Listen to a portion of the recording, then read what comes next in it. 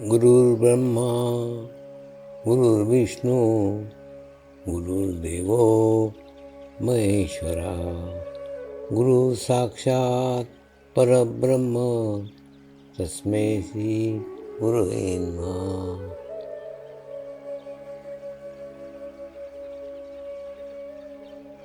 ध्यान की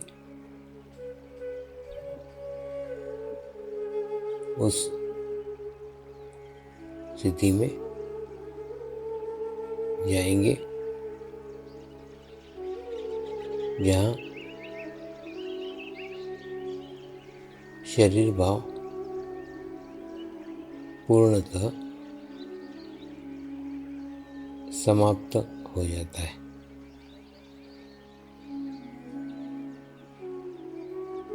अपने पूरे शरीर को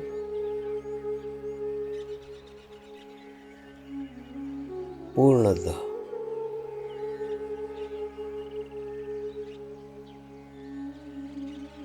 शिथिल छोड़ देंगे, एकदम रिलैक्स हो जाइए।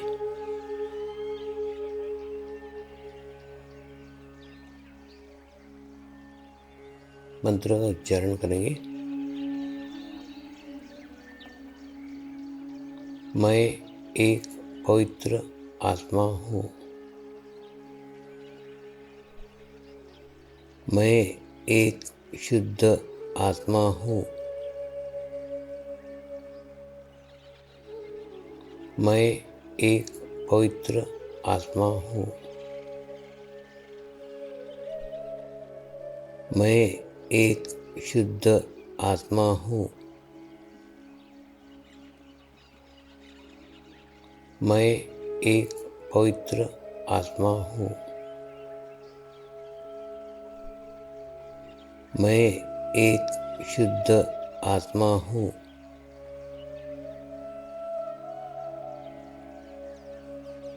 अभी इसी आत्मा भाव को बनाए रखते हुए गुरु मंत्र का उच्चारण करेंगे।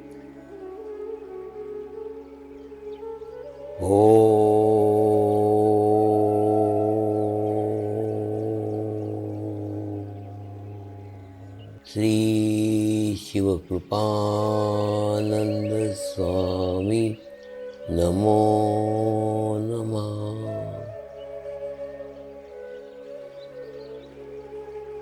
ओम श्री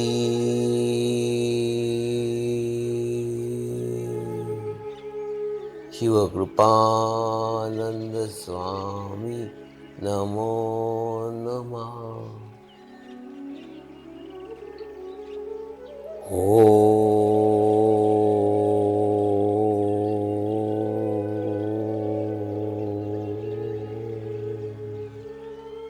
श्री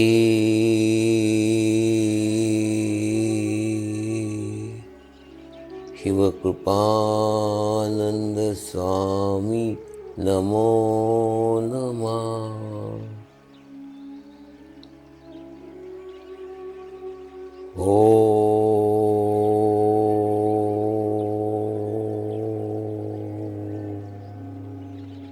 श्री शिवकृपानंद स्वामी नमो नमः।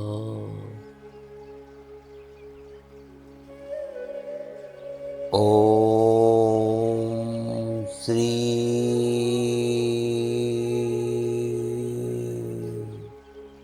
शिवकृपानंद स्वामी नमो नमः।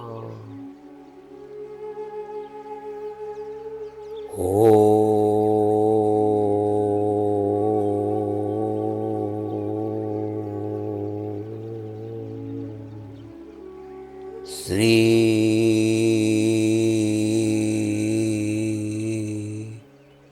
शिवकृपानंद स्वामी नमो नमः।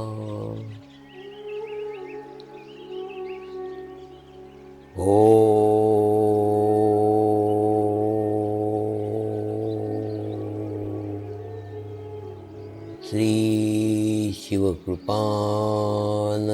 स्वामी नमो नमः।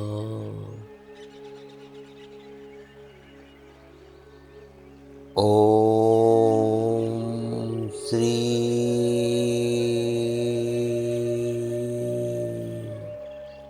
शिवकृपानंद स्वामी नमो नमः।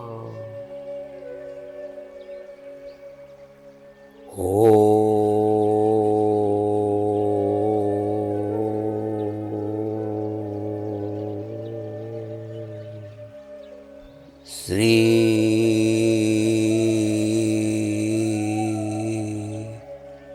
शिवकृपानंद स्वामी नमो नमः।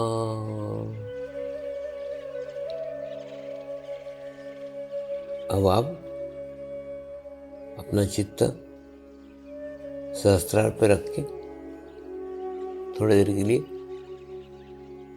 ध्यान में जाएंगे।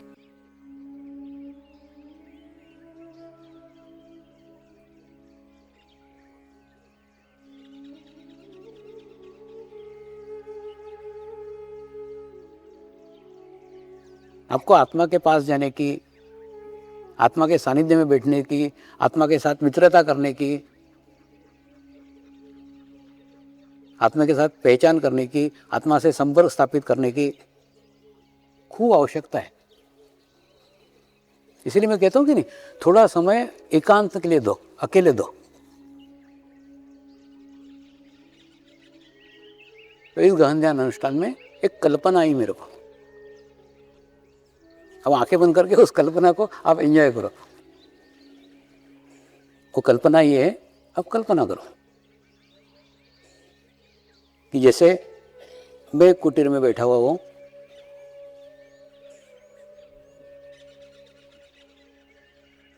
उस कुटीर के आसपास अच्छा गार्डन है,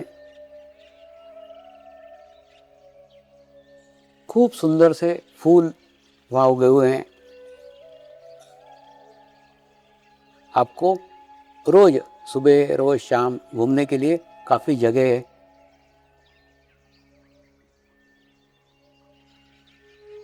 और आपके पास कोई टेलीफोन नहीं है, कोई मोबाइल नहीं है, कोई इंटरनेट नहीं है, कोई लैपटॉप नहीं है, कोई टीवी नहीं, कुछ नहीं है, न्यूज़पेपर नहीं, कुछ भी नहीं है।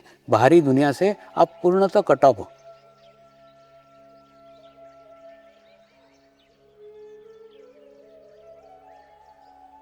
बाहरी दुनिया में क्या हो रहा है इसका आपको कोई जानकारी नहीं, कोई पता नहीं।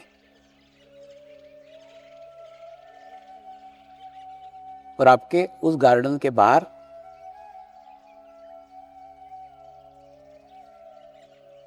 बारह 12 फीट के पतरे ठुके हुए हैं।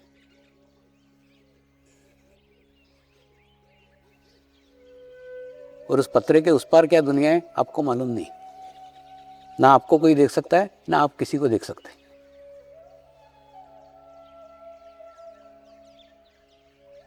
ऐसे स्थिति में आप 45 दिन रहते हो। और 45 दिन में आप जब सोते हो, इस बार मैंने जाना सोना अत्यंत आवश्यक है। और सोना वह स्थिति है जो स्थिति हम हमारे जागृत अवस्था में भी नहीं प्राप्त करते, वो सोते हुए हमको प्राप्त होती है। सोने के बाद हमारा आभामंडल विस्तृत हो जाता है। सोने के बाद हमारा ओरा विस्तृत हो जाता है।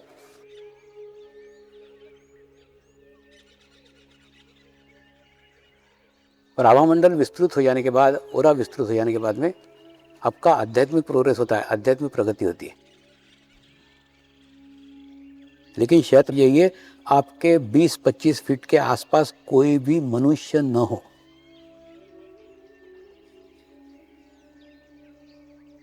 आपका शरीर जहाँ सो रहा है उसके आसपास 20 फीट 25 फीट कोई व्यक्ति नहीं हो, कोई मनुष्य नहीं हो, निर्जन स्थान हो।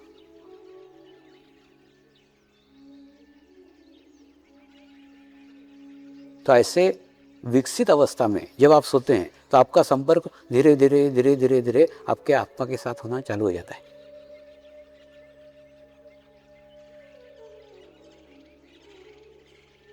यही कारण होगा यह ज्ञान, यह अनुभव हमारे पुराने पूर्वजों को होगा। यही कारण से राजाओं के राजमहल आप देखो, मैं तो कई राजमहलों में रह चुका हूँ इसलिए बता सकता हूँ, 25-25, 30-30 फीट के बेडरूम रहते। बेडरूम माने जैसे अपने घर का हॉल भी नहीं हो, इतने बड़े बड़े बेडरूम। क्या कारण होगा? यही कारण होगा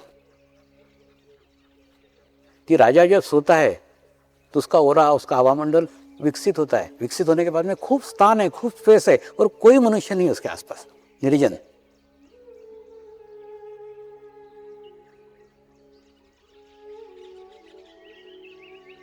ऐसे जगह अगर आप 45 दिन रहते हो तो 45 दिन में आपका संबंध आपके आत्मा के साथ स्थापित हो जाता है। और स्थापित होने के बाद में जो कार्य आपने जीवन में शरीर के साथ नहीं किए या नहीं कर सके, वो कार्य आत्मा आपसे करवा लेगा। एक उच्च स्थिति और सर्वश्रेष्ठ होगा, सर्वोत्तम होगा, खूब अच्छा होगा।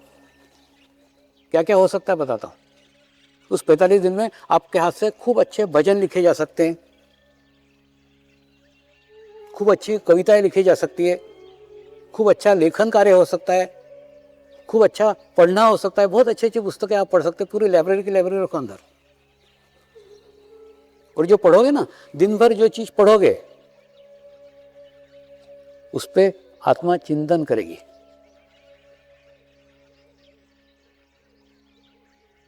तो जो स्थिति मुझे प्राप्त हुई,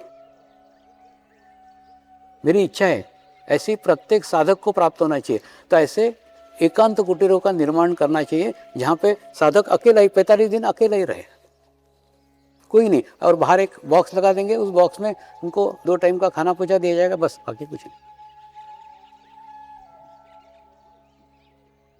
अब वो कैसे प्रैक्टिकल में होगा वो लोग सब ट्रस्टी लोग सोचेंगे, लेकिन मेरे को कल्पना है ऐसी, कैसे एकांत कुटीरों का निर्माण किया जाए। तो उसके अंदर आपके अंदर जो छुपी हुई ज्ञान है, आपके अंदर जो सृजनात्मक शक्तियां हैं, वो सब विकसित होगी। आपके हाथ से खूब कार्य होगा।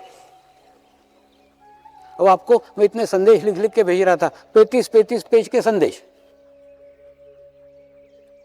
अब ऐसे तो मेरे को 4 पेज लिखने का आदत नहीं है दिन में, और 35 पेज संदेश लिखने के बाद में ऐसा नहीं कि हिमालय का समर्पण का पुस्तक कम, वो चल ही रहा है,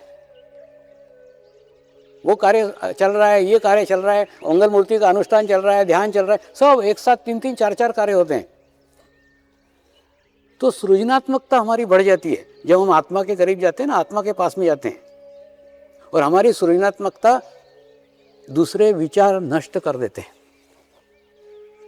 विचार नष्ट कर देते मतलब जैसे हम किसी के भी संपर्क में आए, किसी का भी ध्यान हमारी ओर गया या हमारा ध्यान किसी की ओर गया, तो भी उसके ओरा का प्रभाव हमारे ऊपर और हमारे ओरा का प्रभाव उसके ऊपर पड़ता है। तो जीवन में ऐसा स्थान प्राप्त होना, अब देखो, बहुत रेयर है।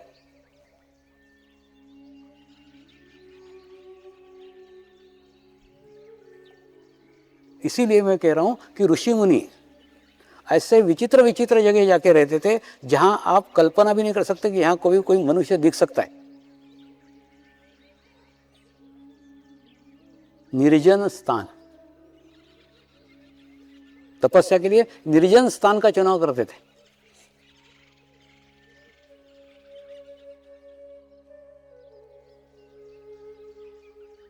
क्यों करते होंगे? इसीलिए करते थे कि वो अपने अंदर की सृजनात्मक शक्तियों को वृद्धिगत कर सके, बढ़ा सके।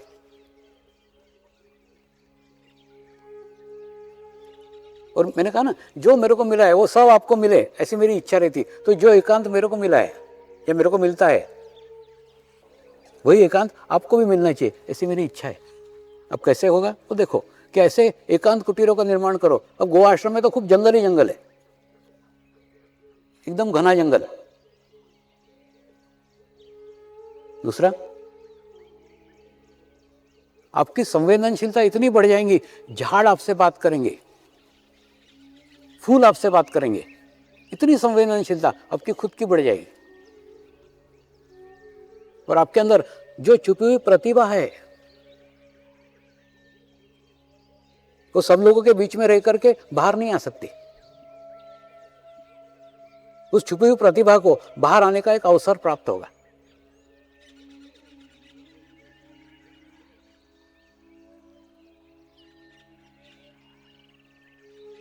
एक प्रयोग है, मैं ना खूब सोचते रहता हूँ कि कैसे आपको डेवलप किया जाए, कैसे आपको विकसित किया जाए, क्या आपके प्रॉब्लम है, क्या आपके समस्या है, खूब बार कहीं से उसका अध्ययन करते रहता हूँ। तो इस बार ये अध्ययन किया कि आपको आपके लिए समय नहीं, आप आपके फैमिली को समय देते हो, आप आपके समाज को समय देते हो, आप आपके व्यवसाय को समय देते हो,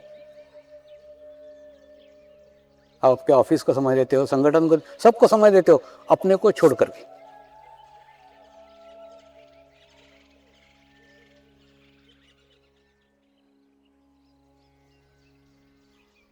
यानी हम उसी मालिक को भूल रहे हैं जिस मालिक के घर में हम रहते हैं। तो आवश्यकता है उस शिव रूपी आत्मा को समय देने की, आवश्यकता है उस शिव रूपी आत्मा के पास जाने की, करीब जाने की। जितने पास जाएंगे, जितने करीब जाएंगे, आपके भीतर की खूब प्रतिभा बाहर आएगी, खूब छुपी हुई है। साधकों में खूब प्रतिभा भरी हुई है जो बाहर आए, ऐसी मेरी इच्छा है। आप कल्पना भी कर सकते हो, ऐसे ऐसे कार्य आपके हाथ से हो जाएंगे। होगा, नहीं होगा ऐसा नहीं, कुछ दिन तकलीफ होगी, कुछ दिन परेशानी हो गई, क्योंकि आपको उसकी आदत नहीं है। शरीर बहाने करेगा, शरीर विरोध करेगा, करेगा ना। 3-4 दिन तो आप खूब बोर होंगे, सर पटकोगे दीवालों के ऊपर, कहाँ आके फंस गए। कल्पना करो ना, सर फोड़ोगे अपना, कहाँ आ गया, बाहर निकालो, बाहर निकालो, ऐसे चिल्लाएंगे, लेकिन बाहर निकालने नहीं देंगे तुमको। वो ताला 45 दिन के बाद ही खुलेगा। तो फिर कुछ दिन बाद क्या होगा बोलो, शरीर सर पटक पटक के थक जाएगा, बोलेगा वैसे भी तो 45 दिन झेलने का ही है, तो ऐसे ही खुशी से ही झेल लो। तो कॉम्प्रोमाइज कर लोगे। शरीर सबसे पहला विरोध शरीर करता है। हम बोलते हैं मेरा शरीर है, मेरे हाथ है, मेरे पैर है, मेरा सर है, सब मेरा मेरा करते हैं, वो कोई साथ नहीं देता। जब ऐसा कोई अनुष्ठान प्रारंभ करते हैं ना, सबसे बड़ा दुश्मन कोई अपना है, अपना शरीर है। ऐसे ऐसे बहाने निकालेगा, ऐसे ऐसे तिकड़म में जलाएगा। जितने विघ्न खड़े करते आए ना, उतना सब खड़े करेगा। जो नहीं हो रहा वो सब आपको 45 दिन में होना चालू हो जाए। और शरीर जब विरोध करना थक जाता है, शरीर के विरोध को आप झेल लेते हो, विरोध उसको सहन करके आगे बढ़ते हो। फिर विरोध आता है बुद्धि का। बुद्धि आपको भ्रमित करने का प्रयास करती है। तेरे से नहीं होगा रे 45 दिन, तू कोई स्वामी जी थोड़ी, कोई उनसे होता है, तेरे से नहीं होता। तेरे को आदत भी नहीं है ना, कहाँ रहा है तो, कभी रहा ही नहीं अकेला, तू तो माँ के बिना नहीं रहा, तू पत्नी नहीं, सबको याद कन्विंस कर देगा आपको पूरा कि तुमसे हो ही नहीं सकता। वो पता नहीं कौन कौन से रिश्तेदार, पता नहीं कौन कौन से मित्र, दुनिया भर के सारे याद आएंगे उस समय, ये मेरा, ये मेरा, ये।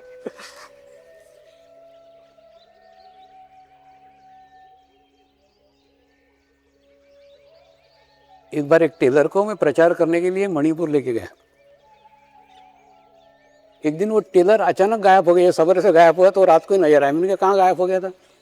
बोले रोज ना कपड़ा काटने की आदत है।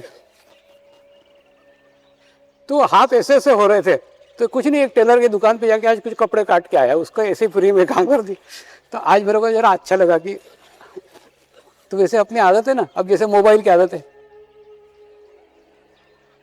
45 दिन अगर ऐसे रहो ना, ऐसे रहोगे, क्योंकि मोबाइल तो है ही नहीं, लेकिन आदत है हाथ को ऐसे।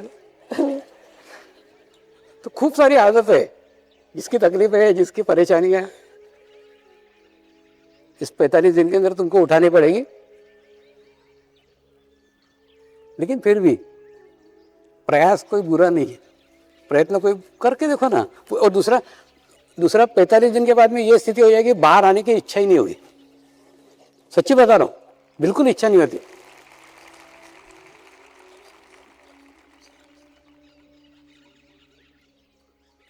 आज तो इतनी खतरनाक स्थिति थी कि रामभाई को मैंने लेटर लिखा था, बाहर निकलूंगा कि नहीं मालूम नहीं मेरे को।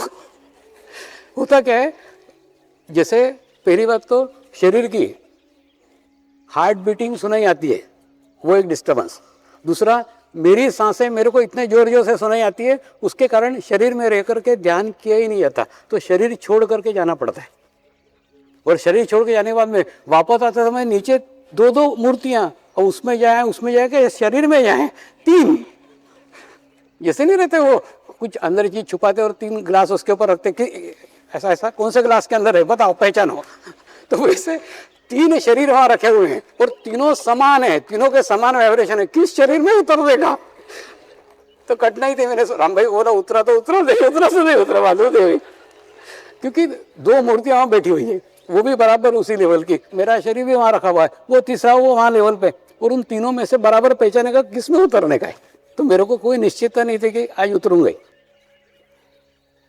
तो कहने का मतलब, जब हम हमारे आत्मा के करीब जाते हैं ना, आत्मा के पास जाते, तो इतनी सानिध्य की, इतनी करीब की आदत लग जाती है, और बाहर आपको उससे करीब, उससे पास का दुनिया में कोई भी नहीं है। फिर से मेरे शब्दों को समझो, आपके आत्मा के करीब जाने के बाद में आपको महसूस होगा, वो जितना आपके पास में है, वो आपके जितना करीब है, वो जितना आपका निकट का है, जितना आपका सगा वाला है, उतना दुनिया में आपका कोई भी नहीं है। इसलिए उसके पास जाने के बाद में आपको किसी की भी आवश्यकता नहीं होती, कोई नहीं चाहिए। ये स्थिति आपको 45 दिन में प्राप्त हो जाएगी। तो ऐसा एक एकांत कुटीर निर्माण करने की इच्छा हुई कि ऐसा होना चाहिए। दूसरा, हम अलग अलग वातावरण में जाते हैं, अलग अलग वातावरण से हमारा आभामंडल प्रभावित होता है, ओरा प्रभावित होता है। उस ओरा को स्वच्छ करने के लिए, पवित्र करने के लिए पिछले 3 सालों से मैं आयुर्वेदिक कुछ तेलों का एक्सपेरिमेंट कर रहा था, प्रयोग कर रहा था। वो 3 साल के प्रयोग के बाद एक दूसरी योजना है ये। अब ऐसी इच्छा है कि आयुर्वेदिक हॉस्पिटल स्थापित किया जाए, वहाँ पे बीमारियों के लिए नहीं, एक स्वस्थ व्यक्ति को स्वस्थ रहने के लिए अस्पताल की व्यवस्था, कि आपका आवामंडल, आपका ओरा, आपका शरीर इतना सरल हो, इतना आसान हो कि जो आपका विरोध न करे, आपके विरोध में खड़े न हो, आपके विचारों से मुक्त हो, आपके बीमारियों से मुक्त हो, आपके विचारों के इफेक्ट से मुक्त हो। ऐसे एक अस्पताल का निर्माण हो।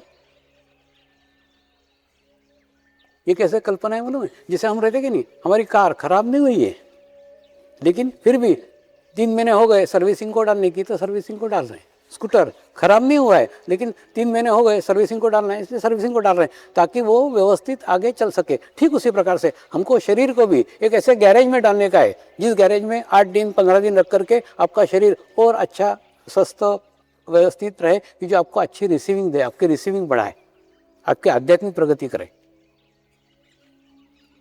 तो ऐसे गैरेज नुमा एक आयुर्वेदिक हॉस्पिटल की कल्पना है। आगे की योजना है 2 गुरु शक्ति धामों का निर्माण कार्य प्रारंभ किया जाए।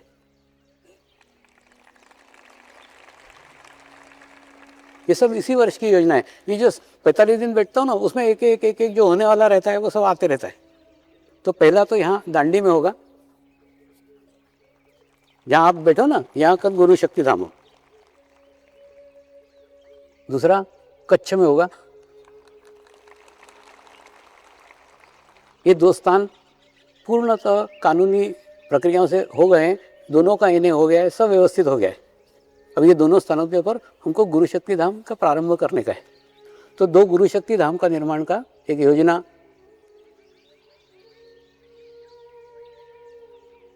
इसी वर्ष के अंदर हम प्रारंभ करेंगे। दूसरा, इसके लिए क्षेत्र को देख करके सहयोग मत करो। आपका सहयोग सभी क्षेत्रों के लिए हो, किसी भी स्थान के ऊपर गुरु शक्ति धाम हो रहा है, आपका उसमें कुछ ना कुछ हिस्सा, कुछ ना कुछ सहयोग अवश्य होना चाहिए।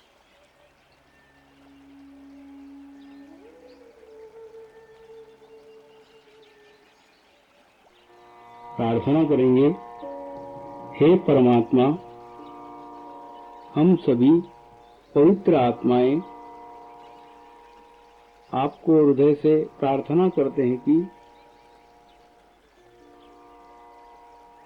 सारे विश्व में शांति हो, सारे विश्व के आत्माओं की आध्यात्मिक उन्नति हो एवं सर्वांगीण उन्नति हो। यही हम सब आत्माओं की शुद्ध इच्छा है। हे परमात्मा, हम सभी पवित्र आत्माएं आपको हृदय से प्रार्थना करते हैं कि हमारे सद्गुरु श्री शिव कृपानंद स्वामी जी का स्वास्थ्य सदैव अच्छा रहे, उनकी आयु दीर्घ हो। यही हम सब आत्माओं की शुद्ध प्रार्थना है, शुद्ध प्रार्थना है, शुद्ध प्रार्थना है।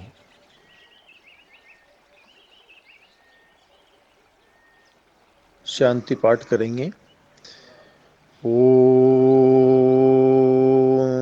ध्यो शांति अंतरिक्ष गुम शांति पृथ्वी शांति रापः शांति औषधयः शांति वनस्पतयः शांति विश्वे देवाः शांति ब्रह्म शांति सर्वगं शांति शांति एव शांति सामा शांति एधि ओम शांति शांति शांति सर्व इष्टसु शांति